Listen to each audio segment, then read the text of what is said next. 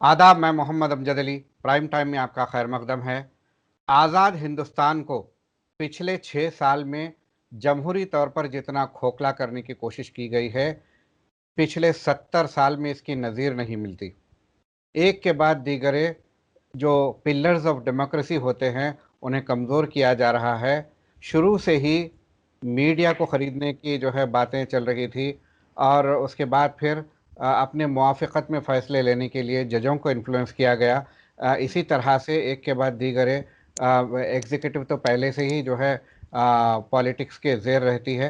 तो इस तरह से हिंदुस्तान जो डेमोक्रेसी के पिलर्स पर खड़ा हुआ है, मजबूत पिलर्स पर, वो पिलर्स को कमज़ोर करने के ज़रिए अपनी बातें मनवाने और अपने एजेंडे को पूरा करने की ये साजिश जो है चल रही है। जो अपने आप को पैट्रियट साबित करने की कोशिश करते हैं, मुल्क के वफादार साबित करने की कोशिश करने में लगे हुए हैं, वो मुल्क से दरअसल गद्दारी करने में लगे हुए हैं। जो अर्नब गोस्वामी का केस आया है, सबसे पहले तो अर्नब गोस्वामी अपना जो नया स्टूडियो बनाए थे उसके इंटीरियर डिज़ाइनर को पेमेंट न देने की पादाश में गिरफ्तार किए गए थे, उन्हें जेल जाना पड़ा था। उसके बाद फिर फेक टीआरपी का केस उन पर पड़ा। मुंबई पुलिस ने उन्हें जो है फेक जो रिपब्लिक को नंबर 1 चैनल बनाने में जो फ्रॉडुलेंट मीन्स अपनाए गए, उस पर जो है सवालिया निशान उठाए। उसके बाद फिर व्हाट्सएप का जो चैटिंग हुई थी अर्नब गोस्वामी की बार्क के सीईओ, उनके साथ जो 4 साल में जो गुफ्तगू हुई 2017 से लेकर 2020 तक, वो सारे व्हाट्सएप का जो है तकरीबन 3000 पेज पर मुश्तमिल एक जो है डेटा लीक हुआ है, जिसमें काफ़ी सनसनीखेज इंकशाफात हुए हैं। तो ये मुल्क की सालिमियत के लिए, मुल्क की सिक्योरिटी के लिए बहुत बड़ा ख़तरा बन रहे हैं। इस तनाजुर में हम आज डिस्कस करेंगे जनाब एडवोकेट मीर मसूद खान साहब से कि ये जो राइट टू स्पीच है, राइट टू स्पीच की हकीकत क्या है और उसके लिमिटेशंस और जो है परमिशंस कितने हैं। मसूद खान साहब, आपका बीबीएन चैनल पर खैर मकदम है। जी, अस्सलाम वालेकुम। सर, आप सबसे पहले ये बताइए हमारे नाजरीन को कि राइट टू स्पीच क्या है। Right to speech constitutional provision है, आर्टिकल 19 में जो आता। हम्म। हम बारहा ये डिस्कस करे हुए हैं कि कॉन्स्टिट्यूशन में फंडामेंटल राइट्स है आर्टिकल 11 से लेके 36 तक। जी। उसमें आर्टिकल 19 जो है वो राइट टू स्पीच है। अब राइट टू स्पीच के दो सवाल आप जो करें, लिबर्टीज और रिपरकेशंस। जी। लिबर्टी ये है कि डेमोक्रेटिक कंट्री जैसा हम डेमोक्रेसी है, डेमोक्रेसी का मतलब ये हुआ कि power to the lowest, equality to all. जी। आप बादशाह हैं या आप कोई बड़े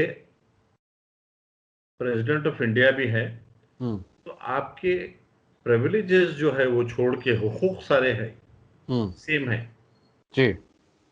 वो है राइट टू स्पीच कि मैं अपनी मर्जी की हर किस्म की बात कर सकता हूं, जी। किसी को रोकने का अख्तियार नहीं है, मैं बोल सकता हूं।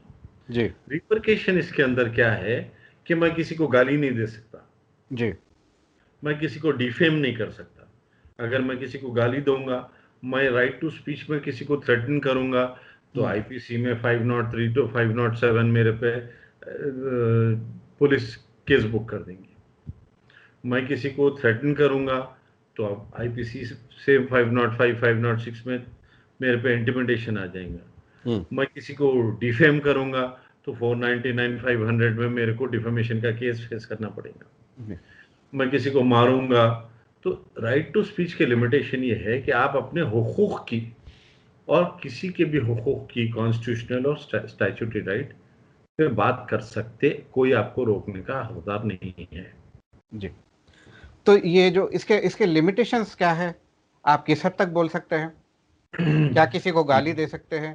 क्या किसी को लिमिटेशन किसी की बेइज्जती कर सकते हैं? नहीं। देखिए, आपके आपके राइट्स जो हैं, आप हर किस्म की बात कर सकते हैं। मगर वो बात कॉन्स्टिट्यूशनल हो, रिलीजियस हो और सोशल हो, कल्चरल हो, लिंग्विस्टिक हो। आप किसी की बेइज्जती, जो आपको क्राइम है वो आप क्राइम नहीं कर सकते। मसलन दो लोग बैठ के किसी की मर्डर की कॉन्स्पिरेसी, और आपको जब ये बात पुलिस में जा गए तो आप ये नहीं बोल सकते कि मेरी राइट ऑफ स्पीच है। राइट ऑफ स्पीच, लीगैलिटी होना जरूरी है, और राइट ऑफ स्पीच के लिए उसकी ऑथेंटिक होना जरूरी है जी। आप अगर मान लीजिए कि मैं किसी के ऊपर एक इल्जाम लगाया, तो उसके ऊपर मेरे पर डिफेमेशन का क्रिमिनल केस चलता। आप देखिए,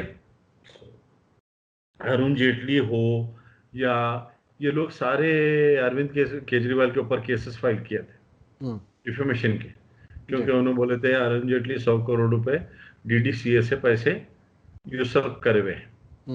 तो उसी तरीके से आप गाली देना, बेइज्जती करना, किसी के बारे में गलत बयानबाजी नहीं करा सकते। आप किसी की मजहब को तकलीफ देने की बात नहीं कर सकते।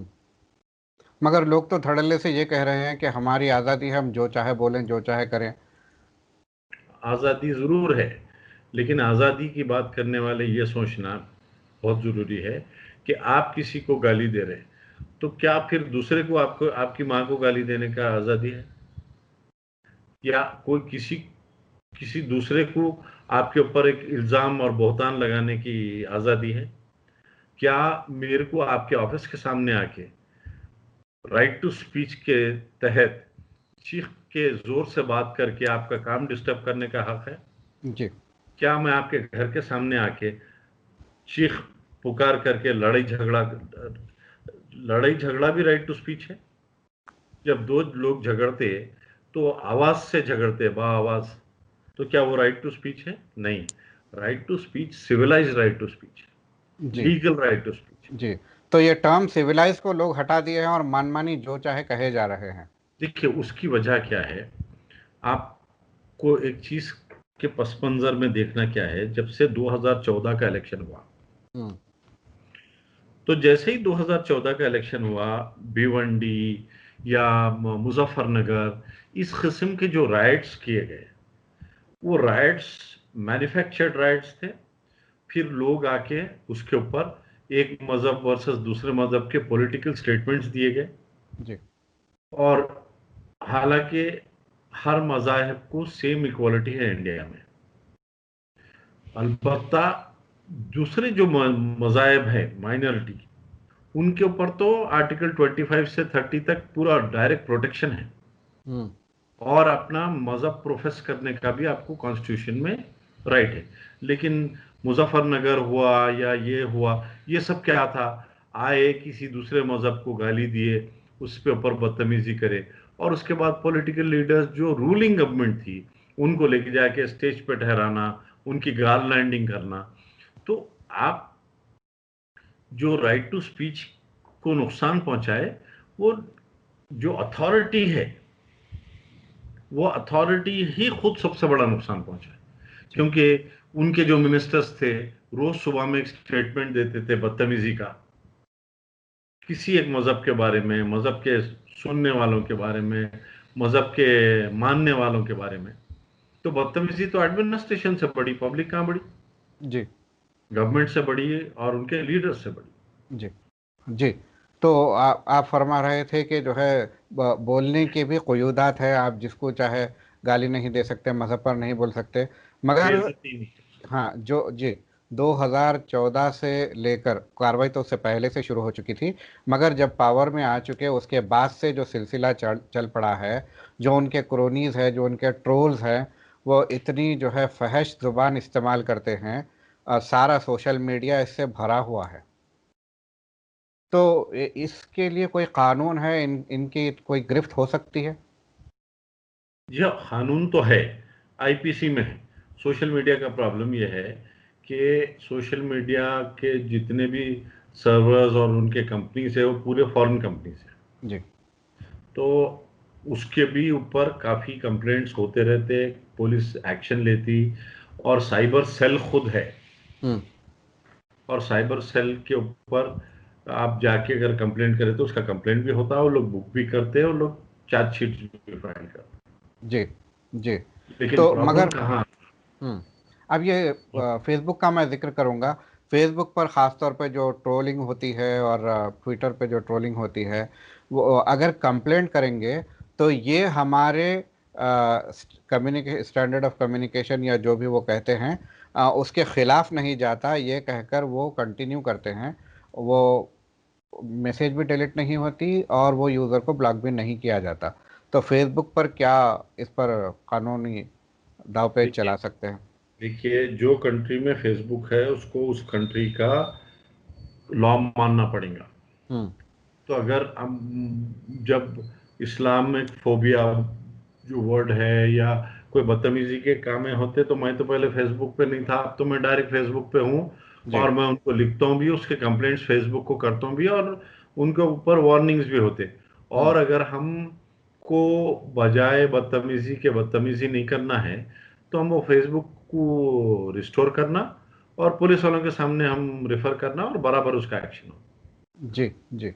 अब ये अर्नब गोस्वामी का जो केस है, जो जी। व्हाट्सएप का जो चैटिंग हुई थी बार्क के सीईओ पार्थोदास गुप्ता के साथ, तो ये अब मंजर आम पर आ चुकी है। इसमें दो बातें हैं। एक तो व्हाट्सएप जो दावा करता है कि हम सेफ हैं, वो व्हाट्सएप की जो पर्सनल इंटरपर्सनल कम्युनिकेशन सेफ नहीं है। और दूसरे ये कि ये जो अर्नब गोस्वामी का जो एक्सेस है गवर्नमेंट मशीनरीज को, ये बहुत भयानक सूरत हाल पेश कर रहा है। इस बारे में आप क्या कहेंगे? देखिए, व्हाट्सएप का जो क्लेम है कि इनक्रिप्टेड है, हम्म। सेफ कभी भी नहीं बोले वो लोग। एनक्रिप्शन मीन्स अदर्स के नॉट एक्सेस। जी। हम्म। लेकिन अदर्स के नॉट एक्सेस का जो मतलब होता, उसका मतलब एडमिनिस्ट्रेशन पे नहीं आता। अच्छा। जब पुलिस अथॉरिटीज, ये किसी के हाथ को नहीं आया। हम्म। बाजाब्ता पुलिस अथॉरिटीज जब टीआरपी स्कैम इनको बाहर निकला, तो हम्म। पुलिस को आईपीसी में हक है यहां से लेके सारी दुनिया में हर जगह जाके उसका इन्वेस्टिगेशन करना। ठीक है। तो जब पुलिस वाले उनको लिखे तो उन लोग उसको पुलिस को वो लोग फराहम करें। हम्म। इंक्रिप्शन का मतलब ये नहीं है, इंक्रिप्शन का मतलब ये है कि जी आपकी और मेरी जो कम्युनिकेशन है वो दूसरे जो मेंबर्स है उनको अवेलेबल नहीं है। जी मगर इसका कतई ये मतलब थोड़ी है कि आप कंट्री के खिलाफ प्रोग्राम बना देंगे जी। और कंस्पायर कर देंगे। हम्म। और कोई नहीं, जब पुलिस पूछी टीआरपी स्कैम में हुआ तो लोग सब दिए, तो उसके अंदर सभी आया कि पुलवामा अटैक को यही अर्नब गोस्वामी बोला, और ये लोग सब खुश हो रहे थे उसके ऊपर, ये सारी चीजें बाहर आई। तो पुलिस को राइट है, पुलिस ली भी, और पुलिस वाले उसको इन्वेस्टिगेट भी कर भी रहे हैं। हम्म। तो अब ये अगर साबित होता है तो अर्नब गोस्वामी को क्या सज़ा होने का इम्कान है? देखिए, जो जो सेक्शंस में उनको साबित होंगे, जी उसके सारे सेक्शंस में सजा होंगी। जी। आपके मेरे लिए सजा की जो पीरियड ऑफ सेंटेंस है, hmm. That is not important for us. Hmm. हमारे लिए इम्पोर्टेंट ये है कि जो जुर्म हुआ उसकी सजा हुई नहीं हुई। जी जी। अर्नब गोस्वामी का ये कहना कि सारे मिनिस्टर्स मेरी जेब में है और मैं जजेस को ख़रीद सकता हूँ, जजेस को इन्फ्लुएंस कर सकता हूँ, उनके फ़ैसलों को बदल सकता हूँ, ये कहना कैसा है? ये देखिए, जजेस के इंटीग्रिटी पे बहुत बड़ा सवाल है। जजेस की इंटीग्रिटी पे सवाल जब होता, जब उनकी बात गलत होती, हम्म। जब वो ये बात उन्हें उन्हें वो बोल रहे, और कश्मीर और सारे इंपॉर्टेंट केसेस नहीं सुन के हम्म। सुप्रीम कोर्ट उनको एक ही दिन के अंदर हम्म। प्रायोरिटी में जब बेल दिया, तो लोग बोल रहे कि उन्होंने सही बोल रहे। हम्म। देखिए, उनके जो वर्ड्स है उसका कंकरेंस कंकरेंस एक्ट भी है ना सुप्रीम कोर्ट की तरफ से। हम्म। जितने बड़े बड़े ह्यूमन राइट्स के केसेस है को भीमा कोरेगांव, सत्तर जी। 80 साल के लोग, हम्म। बीमार लोग, पूरा कश्मीर का fundamental right, CA NRC NRP, 12 मैं बोल रहा हूं कि कॉन्स्टिट्यूशन में ऑलरेडी डिसाइडेड है। हम्म। आर्टिकल 234 में हम्म, कि कौन सिटीजन है, जी, उसके बावजूद एक एक्ट पे सुप्रीम कोर्ट नहीं सुनता, और 1059 बेल हम्म, एप्लीकेशन पेंडिंग रखे, उसके ऊपर फाइलिंग के सेकेंड डे सुबह में उनको बेल मिली, तो आज हम्म, सारे लोग बोल रहे क्या उन्हें सही बोल रहे हैं। जी, और बात ये भी उठ रही कि उन्होंने ये भी क्लेम कर रहे थे कि उन्होंने सबसे बड़े ब्रोकर है बिटवीन जुडिशरी, जी, ये भी उनका क्लेम था। तो ये सारी चीजों को एडमिनिस्ट्रेशन को हम्म, देखना चाहिए, सिक्योरिटी इशू है, देखना चाहिए, एक्शन लेना चाहिए, इमीडिएटली उनके चैनल के ऊपर कर्ब्स लगना चाहिए, चैनल बंद होना चाहिए, सारी चीजें सीज होना चाहिए, जी, और उनके ऊपर तशवीश होना चाहिए कि ये कंस्पिरेसी उन्होंने कहाँ से ला रहे थे। जैसे कि आपने बताया कि कहाँ से ला रहे थे, कि उन्हें 3 दिन पहले बालाकोट पे जो अटैक किया गया था इंडिया की जानिब से 26 फरवरी को, 23 फरवरी को अर्नब गोस्वामी को ऑलरेडी पता है कि बालाकोट पे हमला किया जाने वाला है। हालांकि जी, ये इतनी सेंसिटिव इंफॉर्मेशन होती है कि इंडिया के टॉप 4 और 5 लोगों को ही ये मैसेज रहती है। यहाँ तक कि जो अटैक करने वाला पायलट है उसे भी ये इत्तला नहीं दी जाती। तो ये इत्तला ऑलरेडी अर्नब गोस्वामी को बहुत पहले से है। तो ये, अगर ये साबित होता है, तो कौन कौन ये इसके कटघरे में आ सकता है? देखिए, एक तो ये ट्रीजन है स्ट्रेट अवे, हम्म, बालाकोट का जो स्ट्राइक था हम्म, उसकी नॉलेज 3 दिन पहले होना हम्म, ट्रीजन है अगेंस्ट द कंट्री। जी, दूसरी बात, बालाकोट की जो आप बात कर रहे हैं वो इंटरनल एक्सटर्नल सिक्योरिटी है, हम्म, तो उसके लिए इनको नॉलेज आना हम्म, जो आउटसाइड अथॉरिटी है, हम्म, तो उसके ऊपर तो इनो बुक होना, इनो इन्वेस्टिगेट होना। जैसा कि बालाकोट स्ट्राइक्स थे, हम्म, वो तो मिलिट्री के बाहर नहीं जाना चाहिए था, हम्म, तो अगर इनको नॉलेज आई तो ये थरो इन्वेस्टिगेशन होना चाहिए कि बात कहां से लीक हुई, हम्म, सही था गलत था, इनको कहां से आया, हम्म, तो इसके ऊपर इन्वेस्टिगेशन होना चाहिए। और इनो अगर कहीं से इन्वॉल्व है तो इनके ऊपर सजा होना चाहिए। और अगर अफजल गुरु को सजा हुई थी, सजा मौत हुई थी, और इनका काम उनके बराबर है, तो इन्हें भी हैंग होना चाहिए। जी। मगर जिस तरह से अर्नब गोस्वामी का दावा है कि सारे सारे जो है जुडिशरी इनके कंट्रोल में है और मिनिस्टर्स जो है इनके काबू में है, तो ऐसे अगर ये सच साबित होता है, तो क्या इन पर जैसी कार्रवाई होनी चाहिए वैसी कार्रवाई हो पाएगी? देखिए, बॉम्बे पुलिस का काम है ये। हम्म, अभी तो क्या है कि आजकल आजकल और थोड़े थोड़े सालों से एक एनआईए है हम्म, और सीबीआई है, ये सेंट्रल एजेंसीज है, जी, और बॉम्बे पुलिस है। तो हम्म, हमारा ये डिमांड होना चाहिए बॉम्बे पुलिस से कि ये कंट्री की सिक्योरिटी का मसला है, आप इसको सीरियस लीजिए, इन्वेस्टिगेट कीजिए, और इसको अगर फर्ज करिए इसकी सजा हैंगिंग है तो आदमी को हैंग कीजिए। जी, जी, अगर एक आदमी क्लेम कर रहा है कि वो खरीद और फरोख्त कर सकता, तो एडमिनिस्ट्रेशन का काम है मालूम करना कि कौन सा जज बिका, और कौन से जज के बारे में, छोड़ दीजिए 1 मिनट के जज बिकरानी, जब ये लोग कौन से जज के बारे में बात कर। और अर्नब गोस्वामी जब क्लेम कर रहे हैं कि जजेस मैं खरीद सकता हूं, उनको दूसरे दिन बेल मिल जाना हम्म, ऑन प्रायोरिटी हम्म, नंबर। आपको मालूम सुप्रीम कोर्ट में 15 दिन से पहले कोई चीज नंबर होके नहीं आती, हम्म, तो ये इस किस्म से रजिस्ट्री में जाना, नंबर होना, नेक्स्ट डे बेंच पे आना और उनको बेल होना, ये हम्म, सारे सवालात का मौजू है। हम्म, और लोग भी सवालात कर रहे हैं, और लोग काफी परेशान भी है, गुस्से में भी है। जी, जी। तो ये अगर साबित हो सकता है कि अर्नब गोस्वामी ने जो बालाकोट में हिंदुस्तान का हमला हुआ था वो पहले से जानकारी हासिल कर ली थी, और ऐसी सेंसिटिव इंफॉर्मेशन जो कि मुल्क की सालमियत को ख़तरा हो सकती है, तो ऐसे ऐसे मामले में क्या अर्नब गोस्वामी को मुल्क का गद्दार साबित किया जा सकता है? क्या मुल्क का गद्दार कहा जा सकता है? कहा नहीं, कहा जाना चाहिए। उसकी जी, वजह यह है जी, कि अगर आपको और मेरे को मालूम होती तो क्या होता था। हम्म, ऐसे कई चीजें हैं जो आम आदमी 25-25 साल एनआईए की कस्टडी में रह के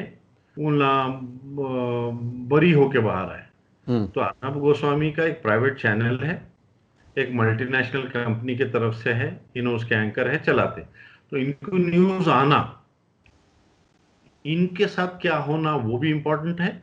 और अगर वो जब इनके पास इंफॉर्मेशन है और वो अगर ट्रीजन है और ट्रीजन की सजा मौत है तो दी नहीं जानी चाहिए जी। किसी। देखिए, इसमें आदमी के नाम से क्या ताल्लुक, इसीलिए कि आप क्रिमिनल प्रोसीजर कोर्ट में आप देखिए नाम से नहीं बुलाया जाता, एक्यूज्ड बोला जाता, उस वजह से कि कोर्ट को इंसान की शख्सियत और उसका नाम नहीं सुनना। आप एक्यूज्ड हैं तो एक्यूज्ड हैं जी। कोर्ट दे के नहीं डिसाइड करता, ये नहीं करना चाहिए। और जो कोर्ट करना चाहिए उसका ह्यूमन लिम जो है वो जज है जी। तो जो कोर्ट करना चाहिए, कोर्ट्स जो हमारे हैं वो तो लीगल और कॉन्स्टिट्यूशनल काम ही करते हैं, इसमें तो आपको डाउट नहीं है। तो जैसा कोर्ट सोचना चाहिए वैसा जज भी सोचना चाहिए जी। अगर कॉन्स्टिट्यूशन से या लीगैलिटी से हटके जज सोच रहा तो जज भी गलत है, जज पे भी सजा होनी चाहिए। ठीक है, इंशाल्लाह इस मौजू पे हम अगली बार भी बात करेंगे आपसे। आज के लिए आपका हमारे एक साथ बात जुड़ने यह का। है जी। कि इसमें आपको और हमको पब्लिक अवेयरनेस इस बात की लाना चाहिए कि बालाकोट स्ट्राइक का 3 दिन पहले बात लीक हो जाना क्या इंटरनल और external security of the country sovereignty पे आता है? नहीं आता है। आता है, बिल्कुल आता है, 100% आता है। बिल्कुल। और अगर आता तो इसके ऊपर इनके ऊपर उसका केस चलना चाहिए और उसमें ट्रीजन है। एनी इंफॉर्मेशन चाहे इंडिया की बाहर की हो चाहे इंडिया के अंदर की हो, वो ट्रीजन है कंट्री के खिलाफ। तो इनको ट्रीजन पे चलना चाहिए और ट्रीजन की जो सजा है, अगर मौत है तो मौत देना चाहिए, आदमी से क्या ताल्लुक। जी। क्यों मिलिट्री वालों के ऊपर केसेस नहीं चलते? अब परसों ही थोड़े दिन पहले कोई पाकिस्तान बॉर्डर पे पकड़े गए पुराना मिलिट्री का ऑफिसर थे। उन्होंने बोले मेरे को इन्योरमेंट हो रहा था तो मैं करा। हमारा जादव जो इंडिया का आदमी है क्या पाकिस्तान में सफर नहीं कर रहा? वो जी। इंसान नहीं? क्या अर्नब गोस्वामी या कोई गोस्वामी, गौस्वामी, काउस्वामी ये क्या स्पेशल लोग हैं? हमारा एक आदमी सालों साल से पाकिस्तान की जेल में बंद है और बेइंतहा तकलीफ उठा रहा। क्या कर रहे हैं हम क्या कर सक रहे हैं उसके लिए? सिर्फ लिप सर्विस। सिर्फ लिप सर्विस। और तो उसके बाद वो शख्स को परेशानी, वो हमारा नहीं है, वो भी हमारा है। जी। उसकी फैमिली को सफरेंस है। तो जब हम उसकी बात नहीं कर रहे हैं तो ये गोस्वामी कोई स्पेशल आदमी तो नहीं है। इनफैक्ट डेमोक्रेसी में कोई स्पेशल होता ही नहीं। आपके ओहदे के लिए आपको कोई प्रिविलेजेस रहते, लेकिन अर्नब गोस्वामी की जो आप बात कर रहे हैं ये तो एक मामूली से जर्नलिस्ट हैं। सर आप तो वीकनेस एडमिनिस्ट्रेशन की देखिए। आप ये सवाल, आपका मेरा सवाल ये है कि जब आम आदमी के साथ छोटे छोटे केस पे आप 193, 153, 295 ये अप्लाई कर देते तो फिर इतना बड़ा आदमी ट्रीजन कर रहा और आदमी मिलिट्री ऑफिशियल सीक्रेट एक्ट है तो ऑफिशियल सीक्रेट एक्ट में उसको करना चाहिए जी। तो उसको बाज़ाब्ता चार्जशीट फाइल करना चाहिए, कोर्ट इंटरफेयर नहीं करना चाहिए। क्योंकि जब इन्वेस्टिगेशन चलते रहती और चार्जशीट फाइल्ड रहती, प्रोसिक्यूशन चलते रहते तो हायर कोर्ट के कई जजमेंट्स है कि उनको इंटरफेयर नहीं करना चाहिए, सजा देना चाहिए। अगर उन्हें मासूम है तो उन्हें बरी हो जाना चाहिए। लाखों लोगों के ऊपर केसेस चल रहे हैं, लाखों लोगों के ऊपर सजाएं हो रहे हैं और लाखों लोग, कई लोग उसमें उनको फांसी भी हो रही। तो इनके ऊपर जो सजा हुई वो इनके ऊपर इम्प्लीमेंट करना चाहिए। कोई आदमी जी। कंट्री से और उसकी सिक्योरिटी से बड़ा नहीं है। जी। जी। हमसे बात करने का बेहद शुक्रिया। Thank you sir. तो नाजरीन, ये थे जनाब एडवोकेट मीर मसूद खान साहब। ये बता रहे थे कि सज़ाए मौत देनी चाहिए जिस तरह से आम आदमी को दी जाती है। तो बहरहाल देखना यह है कि जुडिशरी अपना काम कर पाती है या नहीं, क्योंकि पॉलिटिकल इन्फ्लुएंस और दीगर प्रेशर्स उन पर भी हैं। अगले एपिसोड तक के लिए हमें दीजिए इजाज़त। शब बखैर।